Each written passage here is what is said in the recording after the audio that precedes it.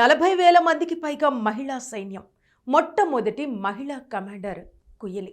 ఆమె వేలు నచియార్ మహిళా సైన్యంలో ఆత్మాహుతి దళంగా మారి బ్రిటిష్ను తునాతునకలు చేసిన ధీర వనిత.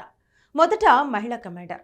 40,000 మహిళలు చేరిన ప్రపంచంలోనే మొదటి మహిళా సైన్యం ఇదే. రాణి వేలు నచియార్ శివగంగా ఎస్టేట్ రాణి. 1780-1790 మధ్యకాలంలో ఈవిడ రాణి. భారతదేశంలో ఈస్ట్ ఇండియా కంపెనీతో యుద్ధం చేసిన మొదటి భారత రాణి ఆమె. ఆమెను తమిళలో వీరమంగ అని పిలుస్తారు. కుయిలి 18వ శతాబ్దంలో శివగంగై జిల్లాకు సమీపంలో ఉన్న కుదన్ చావడిలో జన్మించారు. ఆమె అరుంధతీయార్ కమ్యూనిటీకి చెందింది. కుయిలి రైతు దంపతులు పెరియాముతాన్ మరియు రాకు కుమార్తె. ఆమె తల్లి ధైర్యానికి ప్రసిద్ధి చెందింది మరియు తన పొలాలు నాశనం కాకుండా కాపాడటానికి అడవి ఎద్దుతో పోరాడుతున్నప్పుడు మరణించినట్టు చెబుతారు. కుయలి విలువైన నచియార్ను చొరబాటుదారుడి నుండి చాలాసార్లు కాపాడారు. బ్రిటిష్ సైన్యాన్ని ఆశ్చర్యానికి గురిచేసి వారు సిద్ధపడిన యుద్ధానికి సిద్ధమయ్యేలా చేశారు.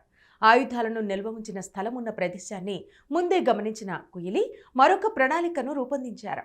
ఆమె అస్తవ్యస్తమైన పరిసరాలను ఉపయోగించుకుంది మరియు ఆమె సహచరులు దీపాలను పెట్టడానికి ఉంచిన నెయ్యి ఇంకా నూనెను ఆమెపై పడేలా చేశారు. ఆ తర్వాత ఆమె నిల్వ స్థలం లోపలికి వెళ్ళి తనను తాను నిప్పంటించుకుంది. ఈ రచనల్లో ఆమె మొదట ఆత్మాహుతి దళం కూడా. అట్లాస్ వాలు నచియార్ యుద్ధంలో గెలిచారు. దేశం కోసం తన జీవితాన్ని త్యాగం చేసిన ధైర్య మహిళ. మన దేశంలో ధీర వనితల కోసం మరియు జీవితాన్ని త్యాగం చేసే మహిళలు చాలామంది ఉన్నారు. మన దేశంలో మహిళలు అధికారంతోటే కాకుండా చాలా ధైర్యంగా ఉన్నారు.